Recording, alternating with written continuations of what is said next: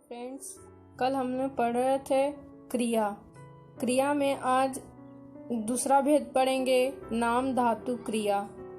नाम धातु क्रिया किसे कहते हैं?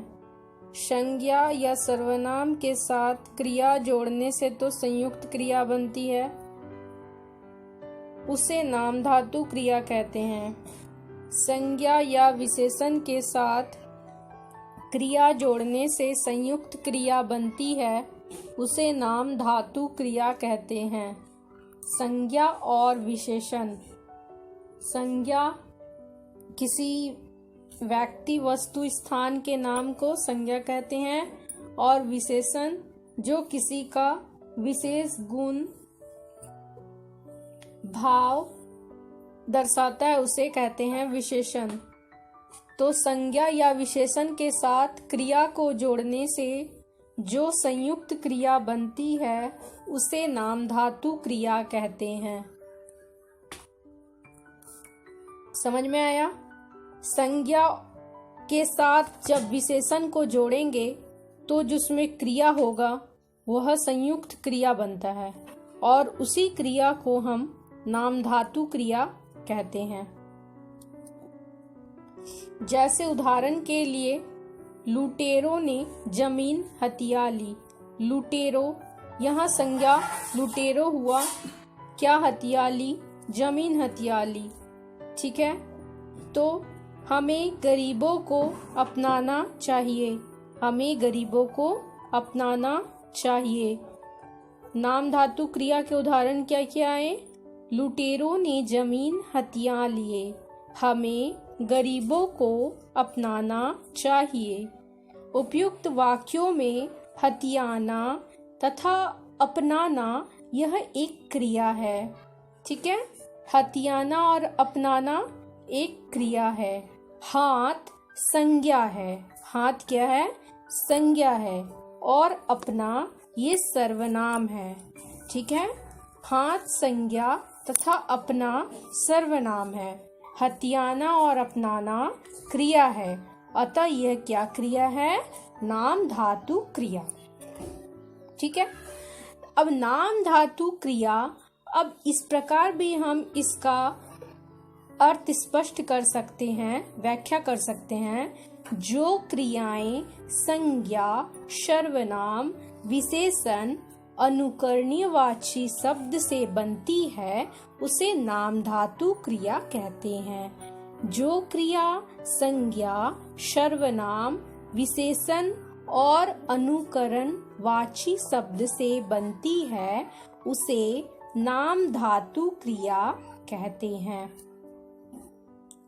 ठीक है, अब जो संज्ञा शब्द है उसमें नाम धातु क्रिया, जैसे संज्ञा शब्द है शर्म, नाम धातु क्रिया जब उसमें ना का प्रत्यय जोड़ देते हैं तब वो धातु क्रिया बनती है। ठीक है, धातु क्रिया मतलब नाम धातु। शर्म से शर्माना, लोभ से लुभाना, बात से बतियाना, झूठ से झुठलाना, लात से लतियाना, दुख से दुखाना। ठीक है, जैसे संज्ञा शब्द और नाम धातु क्रिया क्या होता है, ठीक है, बता दिए। अब सर्वनाम शब्द अगर होगा अपना तो नाम धातु क्रिया होगा अपनाना। ठीक है, अगर सर्वनाम होगा अपना तो नाम धातु क्रिया होगा अपनाना।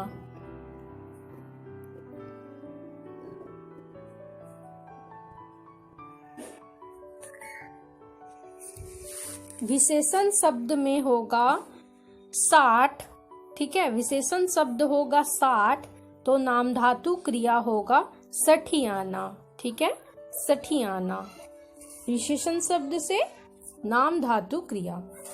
जैसे विशेषण में होगा तोतला, जैसे उसका विशेषण बता रहा है तो उसको नाम धातु क्रिया में क्या बोलेंगे? तुतलाना। विशेषण शब्द में होगा नरम तो नाम धातु क्रिया में क्या होगा? नरमाना। विशेषण शब्द में होगा गरम तो नाम धातु क्रिया में क्या होगा? गरमाना। विशेषण शब्द में होगा लज्जा, तो नाम धातु क्रिया में लजाना। लालच, ललचाना। Film, film, फिल्माना। अब बताया रहा था ना, जिसमें संज्ञा, सर्वनाम, विशेषण, ठीक है, अनुकरणीयवाची शब्द जब मिलते हैं तब क्या बनाते हैं? नाम धातु क्रिया। अनुकरणीयवाची कैसा होगा शब्द? जैसे थप थप, थर थर, कप कप, टन टन, खट खट, घर घर, ठीक है ना। तो अनुकरणीयवाची शब्द में थप थप, तो नाम धातु क्रिया में थपथपाना। थर थर, थरथराना। कप कप, कपकपाना। टन टन, टनटनाना। बड़ बड़, बड़बड़ाना। खट खट, खटखटाना। घर घर, घर घराना, ठीक है ना। ये सब क्या हुआ? अनुकरणीयवाची शब्द से नाम धातु क्रिया में परिवर्तन। अब होते हैं नाम बोधक क्रियाएं। संयुक्त क्रियाएं नहीं है। संयुक्त क्रियाएं दो क्रियाओं के योग से बनती है और नाम बोधक क्रियाएं संज्ञा और विशेषण शब्द के मेल से बनती है। अब आते तीसरा क्या? प्रेरणार्थक क्रिया। नाम धातु क्रिया हो गया, अब प्रेरणार्थक क्रिया। जब कर्ता किसी कार्य को स्वयं न करके किसी दूसरे को कार्य करने की प्रेरणा दे, उसे क्या कहते हैं? प्रेरणार्थक क्रिया। जब कर्ता, जो करता है ना, वो होता है कर्ता। जो काम करता है, जिसके द्वारा किया जाता है, वह होता है कर्ता। तो जब कर्ता किसी कार्य को स्वयं न करके, अपने न करके किसी दूसरे को करने का प्रेरणा देता है, तो उसे कहते हैं प्रेरणार्थक क्रिया। काटना से कटवाना, करना से करवाना, मतलब खुद नहीं कर रहा है, स्वयं नहीं कर रहा है, किसी और को करने का प्रेरणा दे रहा है। जैसे मालिक नौकर से कार साफ करवाता है, ठीक है। अध्यापिका छात्र से पाठ पढ़वाती है, तो इसमें मालिक और अध्यापिका प्रेरणा दे रहा है, तो करता है, ठीक है। और नौकर और छात्र को प्रेरित किया जा रहा है ना। तो ये क्या हुए? प्रेरणार्थक क्रिया, ठीक है। प्रेरणार्थक क्रिया के दो रूप है, एक प्रथम और दूसरा द्वितीय। एक प्रथम, दूसरा द्वितीय। प्रथम प्रेरणार्थक क्रिया में माँ परिवार के लिए भोजन बनाती है।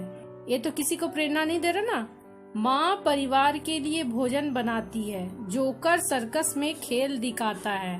रानी अनिमेष को खाना खिलाती है।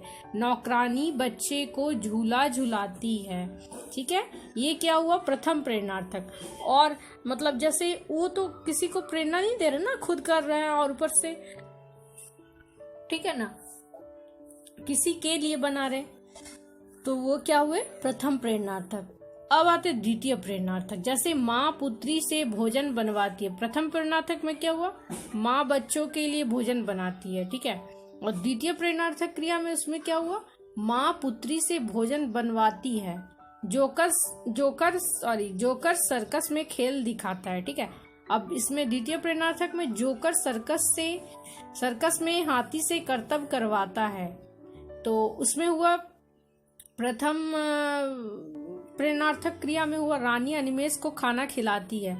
और द्वितीय प्रेरणार्थक में हुआ रानी राधा से अनिमेष को खाना खिलवाती है। रानी राधा से मतलब प्रेरणा दे रहा है, रानी राधा को प्रेरणा दे रहा है। रानी राधा से अनिमेष को खाना खिलवाती है। जैसे प्रथम प्रेरणार्थक में हुआ नौकरानी बच्चों को झूला झुलाती है। और द्वितीय प्रेरणार्थक क्रिया में माँ किसे प्रोत्साहित करे? नौकरानी को, ठीक है, वो कार्य को करने के लिए। माँ नौकरानी से बच्चों को झूला झुलवाती है, ठीक है। तो ये क्या हुआ? प्रथम प्रेरणार्थक और द्वितीय प्रेरणार्थक, जो स्वयं न करके किसी और से करने को प्रेरणा दिया जा रहा है किसी और को, तो वह क्रिया क्या बनती है? प्रेरणार्थक शब्द, प्रेरणार्थक क्रिया। अब आता है उठना। मूल क्रिया उठना। प्रथम प्रेरणार्थक में होगा उठाना और द्वितीय प्रेरणार्थक में क्या होगा? उठवाना, मतलब किसी को और से बोल रहा, उठवाना। उड़ना, उड़ाना, उड़वाना। चलना, चलाना, चलवाना। देना, दिलाना, दिलवाना। जीना, जिलाना, जिलवाना। ठीक है। लिखना, लिखाना, लिखवाना। जगना, जगाना, जगवाना। सोना, सुलाना, सुलवाना। पानी पिलाना, पिलवाना। ठीक है। धोना, धुलाना, धुलवाना। प्रथम प्रेरणा, जैसे मूल शब्द हुआ रोना, तो प्रथम प्रेरणार्थक में हुआ रुलाना और द्वितीय प्रेरणार्थक में हुआ रुलवाना। घूमना, घुमाना, घुमवाना। पढ़ना, पढ़ाना, पढ़वाना। देखना, दिखाना, दिखवाना। खाना, खिलाना, खिलवाना। ठीक है। ये क्या हुआ? प्रथम प्रेरणार्थक और द्वितीय प्रेरणार्थक नाम धातु क्रिया से प्रेरणार्थक शब्द में आए। अब तीसरा क्या है? पूर्वकालिक क्रिया। क्या सा क्रिया? पूर्वकालिक, मतलब जो पूर्व में हो गया वह क्रिया, पूर्वकालिक क्रिया। जैसे जिस वाक्य में मुख्य क्रिया से पहले यदि कोई क्रिया हो जाए, मुख्य क्रिया से पहले यदि कार्य, मतलब यदि कोई क्रिया हो जाए तो वह पूर्वकालिक क्रिया होती है। जैसे एक शब्द में और भी कह सकते, जब कर्ता एक क्रिया को समाप्त कर उसी क्षण दूसरी क्रिया को प्रवृत्त करता है, तब वह पहली क्रिया पूर्वकालिक क्रिया बन जाती है। पुजारी ने नहाकर पूजा की। जैसे राखी ने घर पहुंचकर फोन किया, तो ये सब पूजा की, फोन किया, ये सब मुख्य क्रिया है। इनसे पहले नहाकर पहुंचकर क्रिया हुई, तो ये क्या हुआ? पूर्वकालिक क्रिया। अभी वो कर नहीं रहा, कर लिया है। ठीक है ना। पूर्वकालिक क्रिया जो पहले समय में हुई वह पूर्वकालिक। जैसे पूर्वकालिक मूल धातु में होगा कर, तो उसका मूल पूर्वकालिक क्रिया में होगा करके। ठीक है। चोर सामान चुरा के भाग गया। व्यक्ति ने भागकर बस पकड़ी। छात्र ने पुस्तक से देखकर उत्तर दिया। मैंने घर पहुंचकर चैन की सांस ली। ठीक है। अब आते पांचवा क्रिया में मूल क्रिया। क्या सा क्रिया? मूल क्रिया। जो क्रिया एक ही धातु से बनी हो, न तो किसी अन्य धातु से उत्पन्न हुई हो। जो क्रिया एक ही धातु से बनी हो, न तो किसी अन्य धातु से उत्पन्न हो और न ही एकाधिक धातुओं के योग से बनी हो, ऐसी क्रिया क्या बनती है? मूल क्रिया। ना तो वो किसी धातु से बनी, वो सिर्फ केवल एक धातु से बनी, वो केवल एक धातु से बनी हो।